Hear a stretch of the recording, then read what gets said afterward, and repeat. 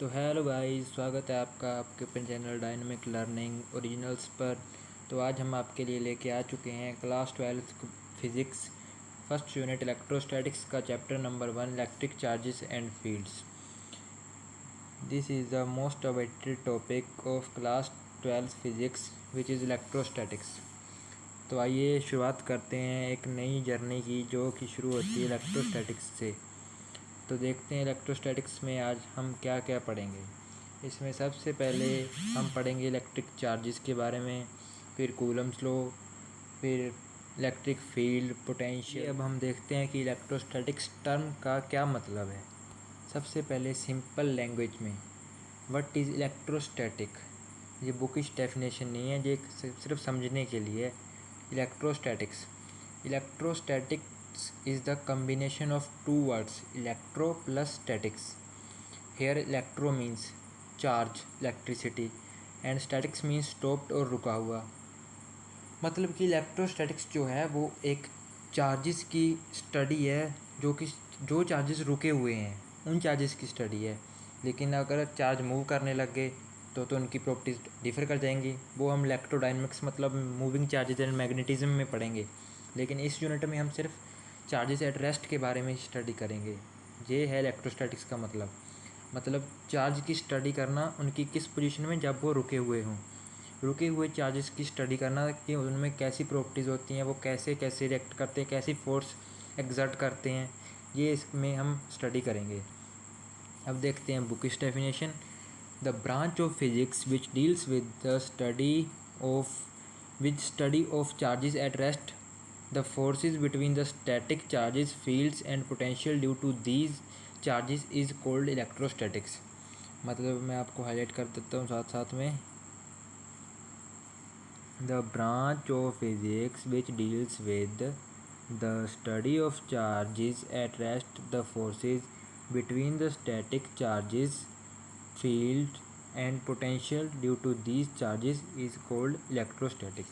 मतलब फिज़िक्स की वो ब्रांच जो चार्जेस की रुके हुए चार्जेस की स्टडी के साथ डील करती हैं और उनके बीच फोर्स, फील्ड और पोटेंशियल के बारे में बताती है, वो इलेक्ट्रोस्टैटिक्स है। तो आई होप आप समझ गए होंगे कि इलेक्ट्रोस्टैटिक्स का मतलब क्या होता है। कोई भी डाउट हो तो प्लीज़ कमेंट ज़रूर करें। तो आगे हम इस चैप्टर में पढ़ेंगे व्हाट इज़ इलेक्ट्रिक चार्ज। तो हम कर ही जा रहे हैं कि charges at rest, charges moving charges में ये होगा वो होगा। लेकिन सबसे पहले जो बेसिक क्वेश्चन है व्हाट इज़ इलेक्ट्रिक चार्ज, कि चार्ज क्या होता है। वैसे तो हम कर रहे हैं कि चार्ज रुके हुए चार्जेस को पढ़ेंगे, गति में चार्जेस को पढ़ेंगे, मूविंग चार्जिंग पढ़ेंगे मतलब। लेकिन चार्ज है क्या। चार्ज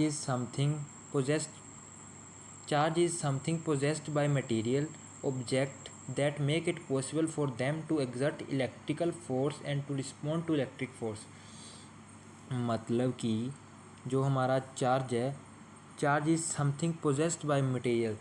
चार्ज जो है वो एक पदार्थ के द्वारा हमें बताया जाता है, चार्ज के द्वारा बनाया जाता है। मतलब कि ऐसे मान लीजिए आप, material objects that make it possible for them, जो उनके लिए ये संभव बना दे कि वो इलेक्ट्रिक फोर्स किसी दूसरे पार्टिकल पर एग्जर्ट कर सके, मतलब कि उनके ऊपर इलेक्ट्रिक फोर्स लगा सके और उस पार्टिकल के द्वारा लगाई हुई इलेक्ट्रिक फोर्स के ऊपर वो रिस्पॉन्ड कर सके।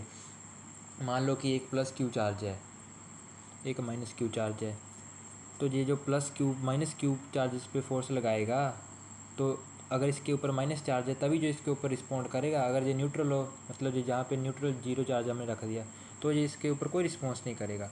लेकिन जो माइनस क्यू चार्ज है, ये प्लस क्यू चार्ज की तरफ अट्रैक्ट होगा, क्योंकि पॉजिटिव चार्ज एक दूसरे को अट्रैक्ट करते हैं। और वहीं अगर एक मिनट, अब देखो जी, जहाँ पे कलर भी सेलेक्ट कर लें ताकि आपको दिख जाए।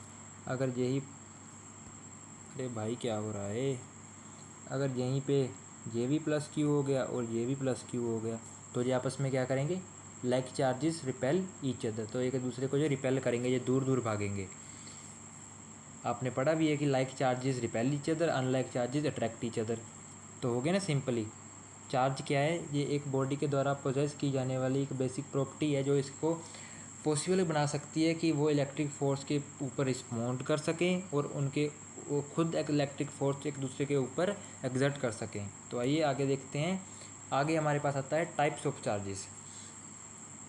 तो चार्जेस हमारे पास कितने टाइप के होते हैं? There are 2 types of electrical charges. हमारे पास जो इलेक्ट्रिकल चार्ज है वो 2 तरह के होते हैं, positive charge, negative charge.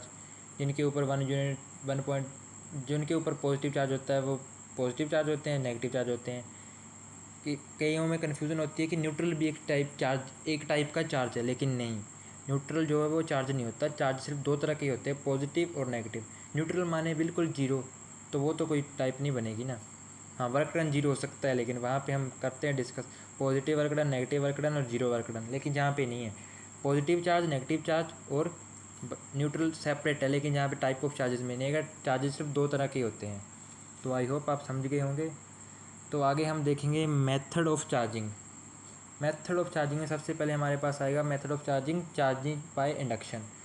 Induction क्या होता है? In charge by induction a charged body A impart to another body B some charge of opposite sign without any actual contact between A and B. सबसे पहले induction का मतलब क्या होता है? आपने इंडक्शन चूल्हे अपने किचन में देखे होंगे। उसमें क्या होता है?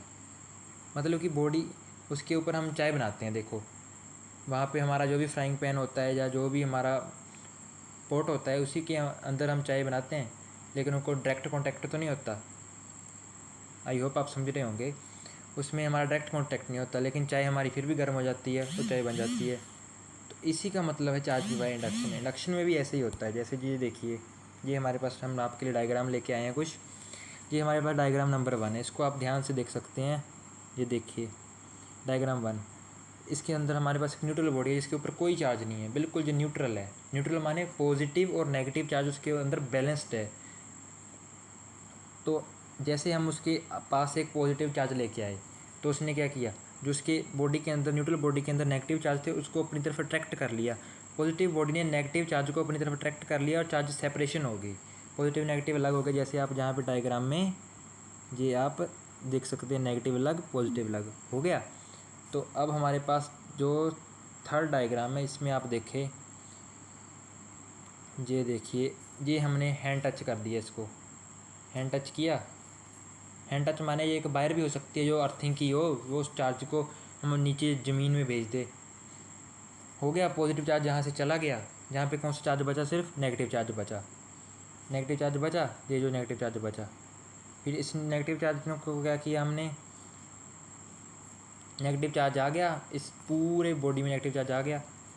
यहाँ से आ गया, पॉजिटिव चार्ज ज़मीन के अंदर जा चुका, जहाँ पे हमारे पास सिर्फ बचा नेगेटिव चार्ज। अब हमने उस जो पॉजिटिव चार्ज था उसको हटा दिया ताकि ये चार्ज इक्वली डिस्ट्रीब्यूट हो जाए। जैसे ही हमने जहाँ से ये पॉजिटिव चार्ज को हटाया, ये देखिए इस डायग्राम में इक्वली डिस्ट्रीब्यूट हो गया, सारी around whole body charge equally distribute हो गया। ऐसे होगा। दोबारा से देखिए, समरी 1, पहले न्यूट्रल बॉडी थी, positive negative balanced. Positive charge body को हम पास लेके आए तो नेगेटिव पॉजिटिव सेपरेट हो गए। फिर पॉजिटिव बॉडी से एक पॉजिटिव बॉडी नेगेटिव चार्ज को अपनी तरफ अट्रैक्ट कर लिया और अर्थिंग की हुई बाहर से उस पॉजिटिव चार्ज को हमने ज़मीन के अंदर भेज दिया।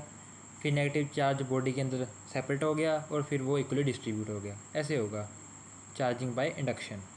आई होप आप समझ गए होंगे चार्जिंग बाय इंडक्शन का क्या मतलब होता है। तो ऐसे होगा चार्ज बाय इंडक्शन। बहुत ही सिंपल सा वे है। तो अब मैं आपको एक फैक्ट भी बताता हूँ कि इंडक्शन का हम डेली लाइफ में यूज़ कैसे करते हैं। आपने कई जगहों पर बिल्डिंग्स में देखा होगा कि ऊपर त्रिशूल सा बना होता है। वो त्रिशूल क्यों बना होता है? आपने कभी सोचा है कि वो क्यों बना होता है? वो इसलिए बना होता है कि जब जो लाइटनिंग होती है, मतलब आकाश में बिजली चमकती है ना, तो उससे कई बार लोगों के ऊपर गिरने से डेथ भी हो सकती है और नुकसान भी हो जाता है। लेकिन उसको बचाने के लिए एक टेक्निक डेवलप की गई थी अर्थिंग करने के लिए, इसलिए वो ऊपर एंटीना लगाया जाता है। जब भी लाइटनिंग होती है तो वो एंटीना उसको अब्जॉर्ब कर लेता है और उसको ज़मीन के नीचे एक प्लेट के साथ कनेक्ट किया गया होता है। रोड से कनेक्ट करके ऊपर एंटीना को नीचे प्लेट के साथ कनेक्ट किया होता है, तो वो उसके साथ कनेक्ट हो जाता है, तो वो बन जाता है। फिर वो ज़मीन के नीचे चार्ज स्टोर हो जाता है और बचाव हो जाता है बिल्डिंग का भी। नेक्स्ट जो है हमारे पास अब आएगा properties of electric charge. Properties of charges में हम चार्जेस की प्रॉपर्टीज़ के बारे में पढ़ेंगे, जिसमें सबसे पहली प्रॉपर्टी हमारे पास है क्वांटाइजेशन ऑफ इलेक्ट्रिक चार्ज। ये दी मोस्ट इम्पोर्टेंट प्रॉपर्टी है, क्योंकि ये बहुत ही ज़्यादा यूज़ होती है न्यूमेरिकल्स में भी, और एग्ज़ाम में इसका डायरेक्ट क्वेश्चन भी आ जाता है। क्वेश्चन ऐसे आएगा, what do you mean by quantization of electrical charge, या डिस्क्राइब क्वांटाइजेशन ऑफ चार्ज। तो इसमें आप बताएंगे, it is the property by virtue of which all the free charges are integral multiple of basic unit of charge represented by e. Basically इसका मतलब ये है कि इस property quantization of electrical charge के अकॉर्डिंग चार्ज जो है वो ऑलवेज इंटीग्रल मल्टीपल होगा बेसिक चार्ज ई का, जो कि एक इलेक्ट्रॉन के ऊपर होता है। कितना होता है? 1.6 × 10⁻⁻19 कूलम।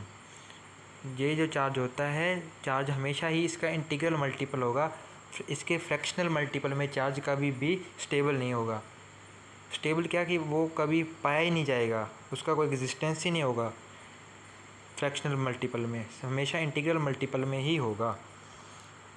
तो आइए देखते हैं कैसे हो गया ये। यहाँ पे Q = NE, यहाँ पे N जो है वो NE इंटीजर हो सकता है, पॉजिटिव और नेगेटिव, पॉजिटिव नेगेटिव कोई भी इंटीजर हो सकता है। N जो है हमारे पास, value of E is basic unit charge on electron which is 1.6 × 10⁻⁻19 coulomb. C से हमारा कूलम होगा, आगे कूलम लो भी आएगा। तो आई होप आप समझ गए होंगे क्वांटाइजेशन ऑफ इलेक्ट्रिकल चार्ज क्या होता है। क्वांटाइजेशन मतलब मीन चार्ज जो है वो हमेशा इंटीग्रल मल्टीपल में ही एग्जिस्ट करेगा। नेक्स्ट प्रॉपर्टी है एडिटिविटी ऑफ चार्ज। ये प्रॉपर्टी बहुत ही सिंपल है कि जो चार्ज है वो जैसे अलजेब्रिक टर्म्स को हम जो प्लस करते हैं वैसे ही चार्ज भी आपस में प्लस हो जाता है। It is property by virtue of which total charge of a system is obtained simply by adding algebraically all the charges present anywhere on the system। मतलब कि सारे चार्जेस को अलजेब्रिकली सम करके हम टोटल चार्ज को फाइंड कर सकते हैं। एक एग्जांपल सोचते हैं, जैसे समझते हैं, एक हमारे पास सिस्टम है जिसके अंदर Q1 Q2 + Q3 तीन चार्जेस है, Q1 Q2 Q3। जो हमारे पास टोटल चार्ज होगा वो होगा Q1 + Q2 + Q3। इनको बेसिकली हम अलजेब्रिकली ऐड कर देंगे तो हमारे पास टोटल चार्ज आ जाएगा। नेक्स्ट टॉपिक है हमारे पास कंजर्वेशन ऑफ चार्जेस। मतलब चार्ज जो है वो कंजर्व रहता है। आपने पहले क्या क्या पढ़ा हुआ है? Conservation of linear momentum, conservation of मास, ऐसे ऐसे पढ़ा हुआ है ना क्लास 11th में। अब हमारे पास न्यू टॉपिक में आएगा conservation of charge. It is a property by virtue of which total charge of an isolated system. ये इस वर्ड पे फोकस करें, क्या है? आइसोलेटेड सिस्टम आइसोलेटेड होना चाहिए। ये नहीं कि उसके अंदर चार्ज आ भी रहा है और जा भी रहा है तो हम सोचें कि चार्ज हमारा जो है कंजर्व रहेगा, ऐसे नहीं होगा। सिस्टम आइसोलेटेड होना चाहिए, मतलब कि सेपरेट होना चाहिए, उसका कॉन्टैक्ट नहीं कहीं भी होना चाहिए। आइसोलेटेड सिस्टम में हमेशा चार्ज जो है वो कांस्टेंट रहेगा। चार्ज ऑलवेज, मतलब कि बेसिकली इसका मतलब ये है कि charge remains always conserved when the system is isolated. मतलब कि आइसोलेटेड सिस्टम में हमेशा जो चार्ज है वो हमेशा कंजर्व रहेगा। तो इसके आगे हमारे पास आएगा एक डिफरेंस जो कि है कंपैरिजन। कंपैरिजन किस किस का? कंपैरिजन है हमारे पास comparison of charge and mass. जैसे कि आपने मास पढ़ा था क्लास 11th में, 11th में क्यों 9th में, मास आप शुरू से पढ़ते आ रहे हैं, मास को आपने पढ़ा हुआ है, चार्ज आप अब पढ़ रहे हैं। वैसे पहले भी पढ़ा 10th क्लास में आपने, लेकिन अब एलेबोरेटली डिस्कस कर रहे हैं। यहाँ पे आ गया हमारे पास चार्ज, अरे भाई क्या हो रहा है, चार्ज, ये हमारे पास आ गया चार्ज, ये हमारे पास आ गया मास। चार्ज और मास आ चुका है। सबसे पहले चार्ज में, electrical charge on a body में भी पॉजिटिव, नेगेटिव और जीरो। जैसे कि आपने पहले भी देखा कि चार्ज जो है बॉडी पे पॉजिटिव भी हो सकता है, नेगेटिव भी हो सकता है, जीरो भी हो सकता है। प्रोटॉन पे पॉजिटिव चार्ज होता है, इलेक्ट्रॉन पे नेगेटिव चार्ज होता है, न्यूट्रॉन पे जीरो चार्ज, मतलब कि वो न्यूट्रल होते हैं। लेकिन mass of a body is a positive quantity. कभी हम ऐसे थोड़ा ना बोलते हैं कि इस बंदे का मास -2 किलो है या इस बंदे का मास 0 किलो है, बोलते हैं कभी ऐसे? इसका मतलब यही हुआ कि mass of a body is a positive quantity, हुआ ना, यही हुआ ना। आगे, charge is independent of velocity. जो हमारा चार्ज है वो वेलोसिटी पे डिपेंड नहीं करता, इंडिपेंडेंट है। Mass of velocity depending, mass is velocity depending quantity. लेकिन जो हमारा मास है वो वेलोसिटी पे डिपेंड करता है और इसका एक रिलेशन भी होता है जिससे मास हमारा वेलोसिटी के साथ वेरी कर जाता है। लेकिन वो रिलेशन अभी आपके सिलेबस में नहीं है, तो आपने इसको याद नहीं करना। बुक में दिया हुआ है लेकिन नहीं, उसको याद नहीं करना, उसकी कोई ज़रूरत नहीं है। चार्ज इज़ क्वांटाइज्ड, अभी हमने डिस्कस किया कि चार्ज क्वांटाइज्ड होता है। मतलब चार्ज जो है always integral multiple of basic 1 unit charge of electron E 1.6 × 10⁻⁹ का इंटीग्रल मल्टीपल होता है। लेकिन मास की क्वांटाइजेशन अभी तक हमारे पास डिस्कस नहीं हुई है। Quantization of mass is yet to be stabilized, मतलब कि क्वांटाइजेशन ऑफ मास अभी तक स्टेबलाइज नहीं हुई है, मतलब कि अभी तक बताई नहीं गई है। Next point, electrical charge is always conserve, charge जो हमारे पास सब ऑलवेज कंजर्व होता है। मास इज़ नॉट कंजर्व, जैसे आपने लॉ पढ़ा है, law of conservation of mass, but mass is not conserved at as it can be changed into energy and vice versa. जो हमने law of conservation of mass पढ़ा था वहाँ पे सिस्टम आइसोलेटेड था, उसमें हम कुछ भी एनर्जी में चेंज नहीं होने दे रहे थे। लेकिन यहाँ पे जैसे कि आपको पता है कि मास को एनर्जी में चेंज किया जा सकता है, एनर्जी को मास में चेंज किया जा सकता है, तो मास कंजर्व नहीं होगा। ऐसे ही forces between charges can be attractive और रिपल्सिव, जैसे कि आपने पहले भी देखा कि अगर दो चार्जेस अनलाइक होंगे तो उनके अंदर फोर्स होगी वो अट्रैक्टिव होगी, लेकिन अगर वही दो चार्जेस सेम हो जाएंगे, लाइक चार्जेस होंगे, तो एक दूसरे को रिपेल करेंगे तो वो फोर्स रिपल्सिव हो जाएगी। तो ऐसे ये चार्जेस के अंदर तो दोनों तरह की फोर्स हो सकती है, अट्रैक्टिव भी रिपल्सिव भी। लेकिन forces between masses is attractive in nature, जैसे कि आपने क्लास 11th में ग्रेविटेशन में पढ़ा है, न्यूटन्स लॉ ऑफ ग्रेविटेशन, वहाँ पे आपने ये थोड़ा ना पढ़ा था कि दो मासेस के बीच में रिपल्सिव फोर्स होती हैं, दो प्लैनेट एक दूसरे को रिपेल करते हैं, पढ़ा था ऐसा कुछ? नहीं पढ़ा था ना।